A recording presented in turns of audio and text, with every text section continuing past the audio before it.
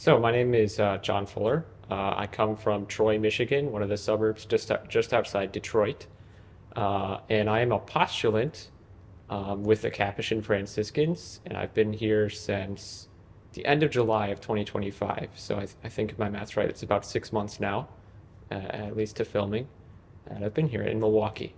So I grew up mom and dad at home. My mom was a stay-at-home mom. I'm the youngest of four brothers.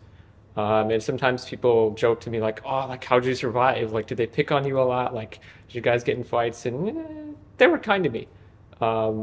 They took good care of me, and we got along as brothers do. We fought at times, but for the most part, we got along. And so, grew up in the suburbs of Detroit. Youngest of four. I grew up in a Catholic household as well. Both my parents devout Catholics. My dad a convert to the faith, and so religion, faith was always a part of our life.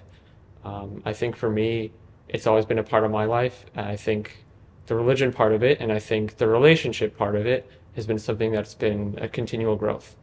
Even here in postulancy, it's been something that's growing. Thanks be to God. So that's kind of my background there. I actually homeschooled through high school, which is interesting. Not everybody does that. Um, thanks to my mom for doing that and homeschooling all of us. Sometimes people ask me like, "Oh, what do you think about homeschooling? How does that work? Is it good?" And it's like, I don't know. It worked for me. I can see it could be different depending on the family, different depending on the person. I can see differences across how maybe it worked for me and for my brothers. But it worked for me. I ended up going to college at a small Catholic school in Florida, Ave Maria University. Really loved that. Really enjoyed my time there. That brought me out of college. So that was kind of, I guess, like the beginnings of my life there. Kind of both, actually. So I grew up outside Detroit, where Blessed Solanus Casey had served for like 20 years and is currently buried. And so, just in the area, there's kind of a devotion to him in the air. I even remember like one or two families in our community that had some personal stories, maybe a generation or two above mine, about Blessed Solanus. So I kind of always knew about the Capuchins and the Capuchin soup kitchen. My uncle worked for Gleaners, which I think was spun off of the Capuchin soup kitchen at one point. So they're kind of always there. Um, but it wasn't until later, a little bit longer down my discernment after the years, that I'd rediscovered the Capuchins in my own backyard and had come to consider them as something that might be a possibility for me. So initially, what I guess in a literal sense, what drew me to them is I needed a spiritual director, and a friend of mine had suggested, "Hey, the Solanus Casey Center in Detroit offers spiritual direction. Like that's one of their core things they do. You should just go there. Quit, looking around here and there to find one." I said, "Sure, why not?" So I called them, and they set up an appointment for me with Brother Igor Debliki. So I started spiritual direction with the Capuchins. Um, and at that point in my life, I'd already been discerning religious life. So I'd been visiting different communities, trying to see what's a fit. Is God really calling me to this? What's going on here? Um, but I never once considered the Franciscans. Like St. Francis was a guy, I knew about him. He liked poverty. He preached to birds or something. But he just never really like tugged at my heartstrings. Like there wasn't anything there for me, as I thought. Um, but then one day, Brother Igor invited me to a come and see weekend in Detroit. He just said, "Hey, we've got a come and see weekend coming up in October. This was 2 years ago now. You should consider checking it out." And I did. It is very providential that I did anyway, because my cousin had a wedding that weekend, and thanks be to God, I was actually able to go to both the come and see weekend in Detroit and my cousin's wedding, which was also providentially in downtown Detroit too. So a lot of things worked out there. But I went, and what drew me to the Capuchins once I had come and seen was, I think, their understanding of prayer at the core of their life. The Capuchins have a rich tradition of the kind of prayerful attitude that St. Francis embodied. Also, their fraternity. The Capuchins have a rich tradition of that as well, and that was one of the things that had pulled me to religious life in the first place. Was when I first considered diocesan priesthood.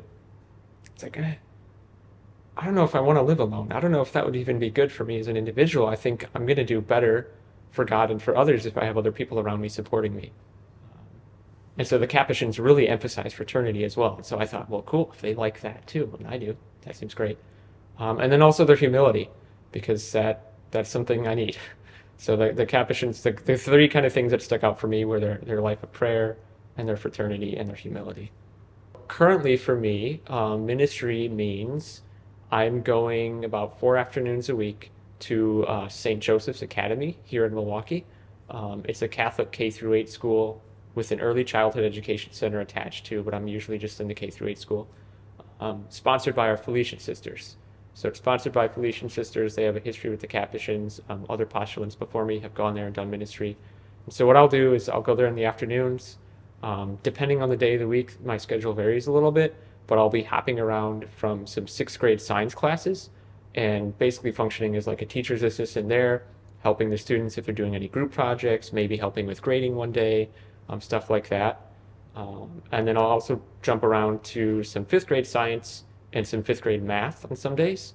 And in that role, I kind of function more like a tutor, which is fun for me because I was a tutor in college actually.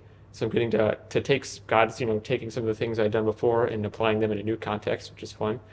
And then a couple days a week, I'll also help out with some faith formation at the school. So the sixth graders, they have a period where they're going through kind of like a catechism type book. So I'll help out with that. And then when classes are all done, I get to just walk through the hallways as the kids are lining up, waiting for their parents to come and basically just visit with them. And so that's been a blast at times. I feel a little out of place maybe in trying to understand how to strike up a conversation with, someone this tall or someone in eighth grade who, not to judge them, but maybe looks like they think they're all that. And so that's been interesting, but it's also been a blessing too, just to develop relationships with the students, to be a presence for them. A big thing with Capuchins is ministry of presence. So it's been good just to talk to them, to get to know them, to learn from them. I've been practicing some Spanish and I now have some students who are helping me with that. So it's kind of what ministry has been like for me now. I think even in my life before postulancy, there was somewhat of that rhythm of ideally some kind of prayer in the morning, go to work, some kind of prayer in the evening. And I think that's just a really beautiful way to live, to be able to take your ministry to prayer and your prayer into ministry, and ideally let them all become a prayer. Specifically as a Capuchin, living that life of fraternity, it's been a great blessing for me because I'm not a sixth grade teacher. I tutored college students, but college students are very different than middle schoolers who are maybe learning English as a second language. And so as a Capuchin, I have the added benefit of being able to come home and say, hey, Brother Lake, I'm really struggling with this. Or, hey, Peter, I'm really struggling with that. Do you have any ideas? And pull on their experiences and pull on their prayers to lift me up and to be a presence of God, ideally, in that school. And so I've found encouragement and light and insight in the conversations I've had with Capuchins here in the house and been able to bring that in the classrooms. The kids ask really good questions, and most of them I don't have any answers to. And so, they ask those deeper questions about God and the church and theology. It's a great blessing to be able to bring those back here, to ask the brothers about them, and then bring them back to the students, and hopefully make the light bulb go on just a little bit. Yeah, I think I do. I hope none of it's original. I don't think any of it's original, but some advice that's helped me. I think for my temperament, first and foremost, one was like, God can't steer a parked car. And that's one thing I've heard. And my personality is more cautious, more risk averse. That is probably healthy at times. And so for someone like that, I think that's a good piece of advice. Just pick a direction if it seems like a good thing to do. If you hear about it, come and see, and you're interested about it, just go. What harm could come from that? No one's going to be making you sign up on your way out and sign. That doesn't happen. If there's a priest in your diocese, at your parish, or maybe there's a religious community near you that you think it might be interesting to talk to, go talk to them. See where God can lead in that. And so I think that idea of just moving in a direction and trusting the Lord to steer you as you go, I think that can be helpful. Yeah, I think a sort of trusting surrender to God and the daily difficulties of life and my own flaws and inconsistencies, and just accepting that they are and they'll be worked on, but not all at once. I grew up in a parish in suburban Detroit that was, I'm not Slovak, but it was a Slovak parish for a lot of the Slovak immigrants in the area. And so I grew up in that context, in what might be called like a more traditional like liturgy or something, I guess. And then here we are at St. Francis of Assisi Parish, and there's a different style, there's a different feel, right? Every family has a different character, if you will. Every parish has a slightly different character. But it's been beautiful to be a part of it and to see, I think, the strength of the community here and the way people really appreciate coming together, being together. There's a large Hispanic population here, I think, especially Puerto Ricans.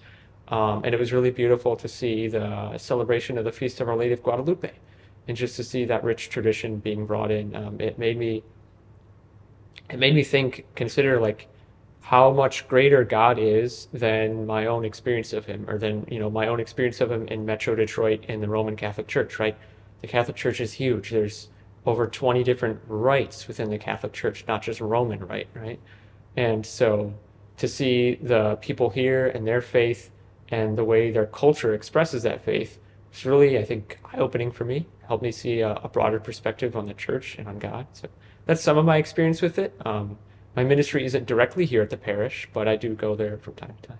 I think one thing that helped me tremendously in my life in many other ways, but also specifically in one way in my discernment, was turning to Our Lady, to our Blessed Mother. Um, a dear friend of mine brought me once to the Shrine of Our Lady of Champion up here in Wisconsin, about 2 hours here from Milwaukee, just outside Green Bay. I needed some help at that time, and thanks be to God, as far as I can tell, I got it. And we came back another year, and at that point, I needed help with my discernment. And then we came back another year, and at that point, that was when I decided to apply to the Capuchins. And so I give great credit to Our Lady, and especially God working through her and through the Shrine of Our Lady of Champion. So I just say, if anyone's out there discerning, um, turn to her in whatever way that is. Whatever way that means for you, in the smallest of ways, that's okay. Just turn to Our Lady.